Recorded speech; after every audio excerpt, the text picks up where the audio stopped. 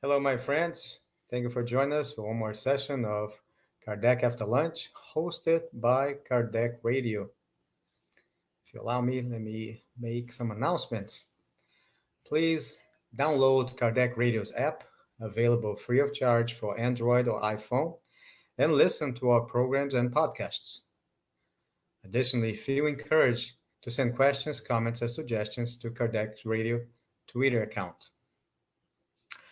Although all of this work is done by volunteers, there are costs associated with web and app hosting, along with broadcast and publishing. So if you're able to, please be kind and donate so this work of love may continue for many years to come. Okay, we are going to be reading from the Medium's book. We do this simply and spontaneously. We just do a little read and commentary. I think that everyone can feel approachable by this method, that they can replicate either even by themselves for their own benefit, or create this type of live videos for others so they can benefit, right? So the objective is not for this project or myself to become known, but it is for to let the doctrine change thoughts, words, and actions. Okay, so we can live in conformity with God's laws. We're going to be reading the Medium's book, okay, by Allan Kardec. And if you happen to have this edition of the book, I'll tell you which page we're going to start.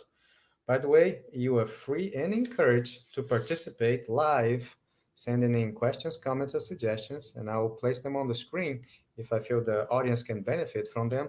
If you, oh, hello. I just have one comment here from Monica. Hello, good afternoon. Thank you, Monica. Thank you for your support. Really appreciate it. And feel free to send in, like I mentioned, questions, comments, or suggestions. If you would not like them to be made public, please refrain from putting them here and instead send us a message directly.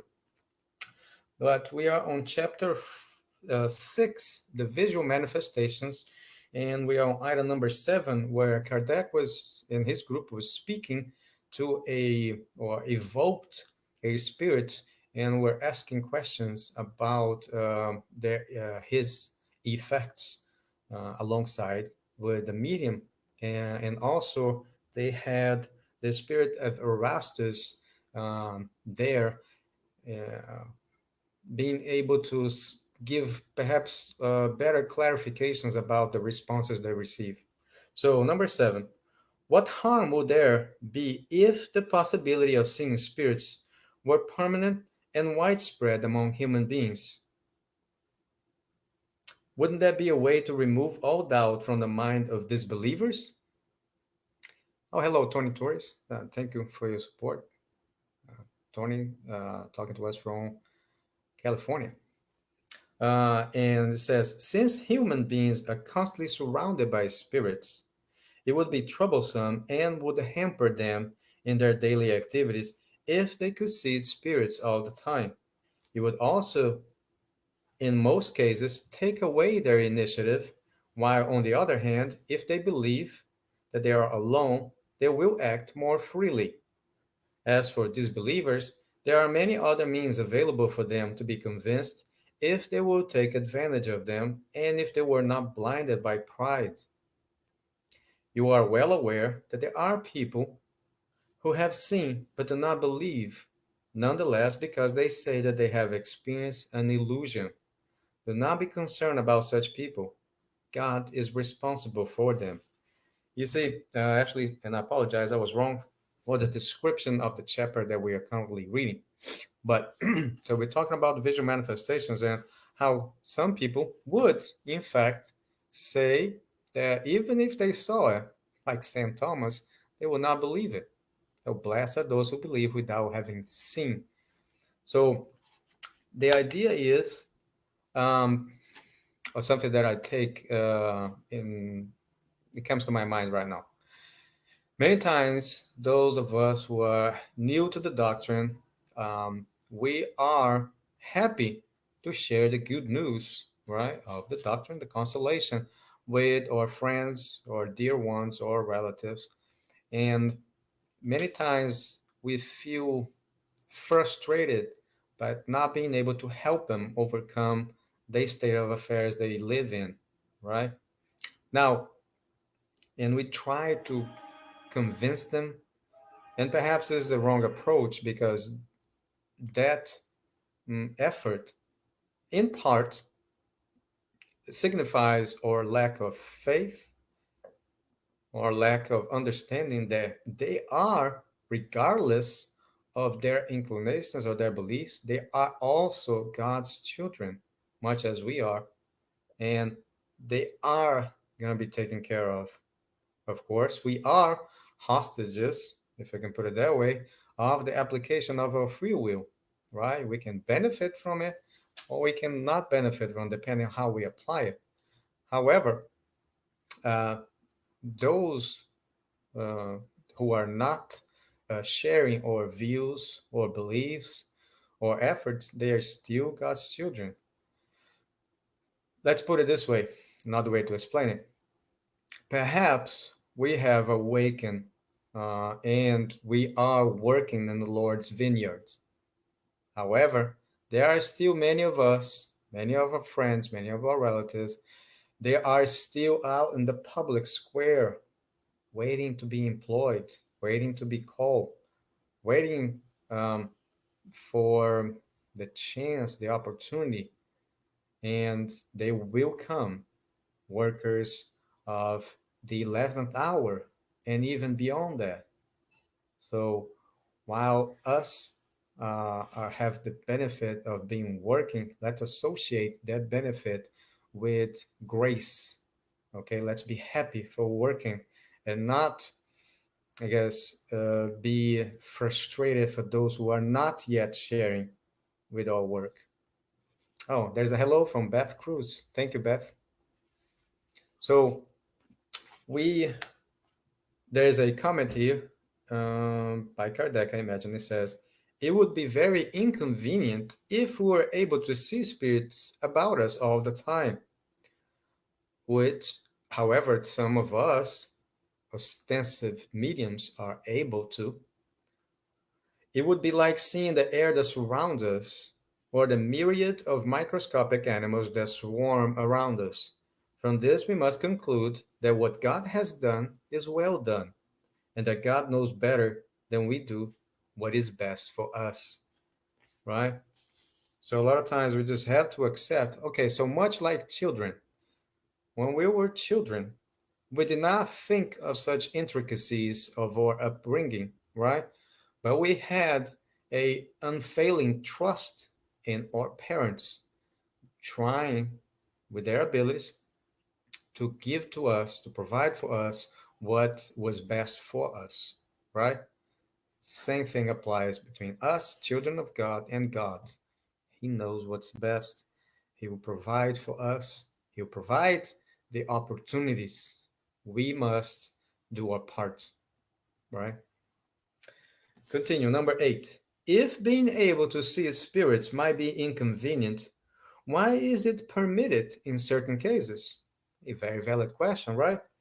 Kardec makes those questions throughout the books to our benefit because as an educator, he knew the types of questions, the type of circumvents, the type of, I guess, different perspectives that students would, I guess, throw at the person who's trying to share in that knowledge because they think as either it doesn't apply to them or perhaps if I change the situation a little bit, the truth will change.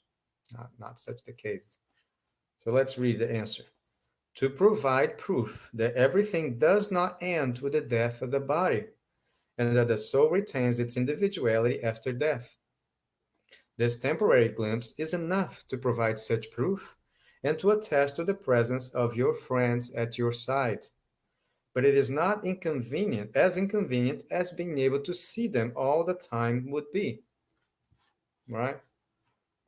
Um, so we have to accept such mm, designs of the providence as being providential, as being better than our efforts to try to perfect them. Uh, Continue. Number 9. On more highly evolved worlds than our own, are spirits seen more frequently? Valid question, right? Let's see. The more humans approach their spirit nature, the easier it becomes for them to communicate with spirits. It is because your bodies are so dense that it is rarer and more difficult to perceive ethereal beings. Another way to put it, perhaps in an analogy that may benefit us, is to think that those spirits are on a different vibrational level, they are on different frequency, perhaps even say that they are on a different dimension than us. Though we kind of have a share reality, we are not able to perceive them, okay? Not ostensibly. Number 10, is it reasonable to be frightened at the apparition of a spirit? And the answer is anyone who reflects on the matter will understand that a spirit, whatever it may appear as, is less dangerous than a living person, right? Another way to say it, many people say, don't fear the spirits. Don't fear the discarnate spirits. Fear the incarnate spirits who can, of course, affect you um, more diligently, I guess, or uh, they can do more harm than the discarnate ones, in, directly speaking. How, moreover, spirits go everywhere, and you do not have to see them in order to know that they are at your side. A spirit who desires to harm someone can do so more surely without being seen. A spirit is not dangerous because it is a spirit, but because of the influence it can exert upon a person's thoughts, drawing him or her away from the good and pushing him or her toward evil. Now, when every time I read the word evil, I like, depending on the circumstance, replace with the word ignorance. In the case, it's not really pushing towards evil as a a force that is part of the creation. It is perhaps to pushing towards our state of ignorance and preventing our efforts for taking root from changing our thoughts, our words, and our actions, right? And there's a commentary here, and it says, people who are afraid of the dark and of being alone rarely comprehend the cause of their fear. They would not know what to say if asked what they are afraid of, but they should certainly be more afraid of meeting other human beings than spirits, because an evildoer is more dangerous while alive than after death. A lady whom we know saw an apparition one night in her room. It was so well defined that she believed that there was actually someone present. Her first sensation was terror. However, upon assuring herself that there was no one else, she said to herself, it looks like it was only a spirit, so I can sleep in peace. Number 11. Can anyone who sees a spirit talk to it? And the answer is certainly. And that is exactly what should be done in such a case. Ask the spirit who it is, what it wants, and what can be done for it. If it is unhappy and suffering, showing sympathy will bring it relief. If it is a benevolent spirit, it might intend to offer good advice. So you see, there is some who believe that no, that always spirit presence is necessarily evil or desires to do evil or harm, and that's not the case. And let me see here. That's me mark where we're gonna continue next week. And as you can see, we do this really briefly. We'll try to reach you during your day. That way, both of us can benefit from this shared experience and perhaps have some modification in our thoughts, words, and actions take place. Thank you for your time, your support. And until next time, Godspeed to all.